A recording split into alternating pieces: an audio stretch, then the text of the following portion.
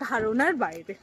Mutton, chicken সব খেয়েছি আমরা ভাই।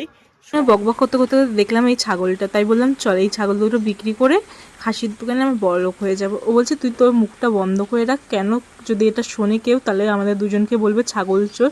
আমি যখনই তোর সাথে ভালোভাবে ভিডিও বানাবো তখন তুই আর ভিডিও বানাবি না, কিন্তু যখন আমি ভালোভাবে আসবো না, ঠিক কলেজে যখন আসবো তখন তুই ভিডিওটা বানাবি। হচ্ছে হ্যাঁ।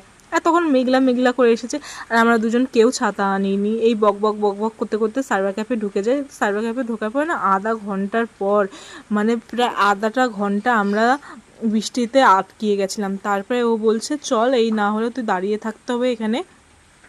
তারপর আমি কলেজে এসে কাজটা মিটিয়ে নিলাম। এদিকে ঝোরে বৃষ্টি আসতে, আর আমি যখন এসেছি না অনেক বৃষ্টি হচ্ছিলো, আর আসার সময় না আমি ভিজে গেছি। আমি বলছি আমি যদি জ্বর আসে না তাহলে তুই কিন্তু আমাকে টাকাটা দিবি জ্বরে। বলছে ঠিক আছে দেবো।